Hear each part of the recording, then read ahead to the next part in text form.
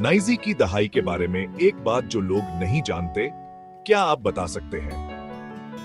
ये दहाई सिर्फ एक वक्त का हिस्सा नहीं थी, बल्कि एक मुकम्मल तर्ज जिंदगी थी। इस दौर में लोगों के रहने सहने का अंदाज, उनकी आदत और उनके ताल्लुकात सब कुछ मुख्तलिफ थे।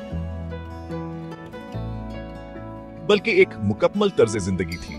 हर चीज में एक सादगी और खुलूस था जो आज के दौर में कम ही नजर आता है। 90 की दहाई में घरों में खुशियां भरी होती थी। हर मौका पर खानदान के अफराद एक साथ थे, चाहे वो ईद हो, शादी हो या कोई और तकरीब।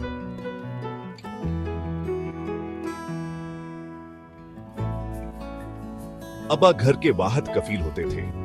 वो सुबह सवेरे काम पर जाते और शाम को थके हारे वापस आते, लेकिन उनके चेहरे पर हमेशा मुस्कुराहट होती थी। मौसमी फल हमेशा वाफर मकदार में मिलते थे। बाजारों में ताजा फलों की खुशबू और रंगीन मनाजर दिल को खुश कर देते थे। मुझे अब भी याद है, मोटरसाइकिलें तो दूर दूर तक नजर नहीं आती थी। सड़कें खाली और परसुकून होती थी और लोग पैदल चलने को तरजीह देते थे। ब्रेक टाइम 9.5 से पुरानी बसें सफर का बेहतरीन जरिया थी। इन बसों में सफर करते हुए लोग एक दूसरे से बातचीत करते, कहानियां सुनाते और वक्त गुजारने का लुत्फ उठाते थे। अब्बा हैदराबाद में काम करते थे और गर्मियों की तपती दोपहर में भारी तरबूज उठाए 1 किलोमीटर पैदल घर आते थे। उनकी मेहनत और मोहब्बत का ये आलम था कि वो कभी शिकायत नहीं करते थे। वो हमें खास तौर पर हमारी बहनों को मुस्कुराकर तरबूज देते। उनकी मुस्कुराहट में एक खास मोहब्बत और खुलूस होता था जो आज भी याद आता है। ब्रेक टाइम पॉइंट था है। हम जल्दी से बर्फ ले आते और सब एक बड़ी सी प्लेट में मिलजुल कर खाते। ये लम्हात हमारे लिए बहुत कीमती होते थे। सर्दियों में अब्बा देर से घर आते क्योंकि दिन छोटे होते थे। उनकी मेहनत और मोहब्बत का ये आलम था कि वो कभी शिकायत नहीं करते थे।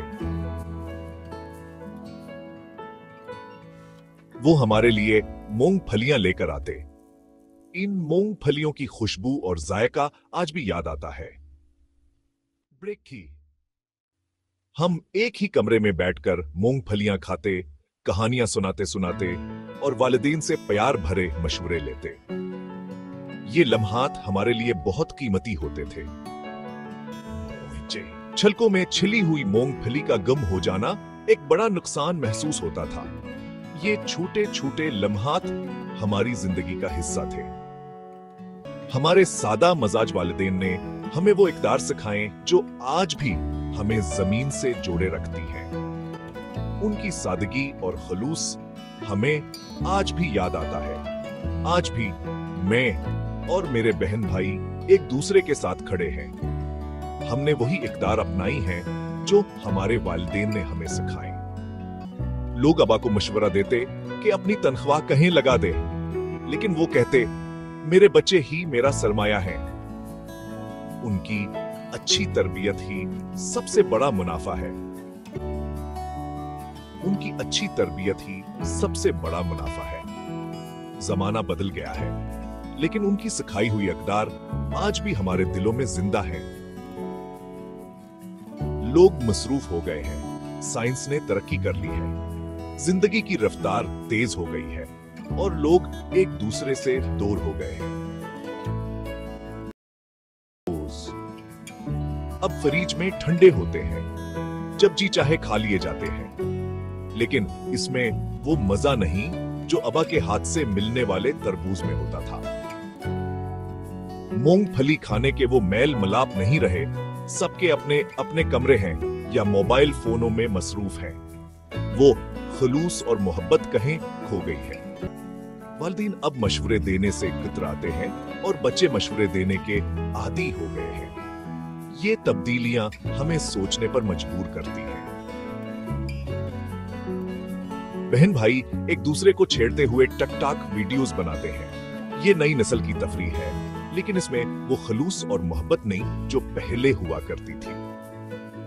ब्रेक टाइम पॉइंट हाई। वो हम आएंगी कहीं खो गई है। खानदान के अफराद एक दूसरे से दूर हो गए हैं और वो मोहब्बत और खुलूस कहीं खो गया है। तरक्की की इस दौड़ में हमने बहुत कुछ हासिल किया है, लेकिन क्या हमने कुछ कीमती पीछे छोड़ दिया है?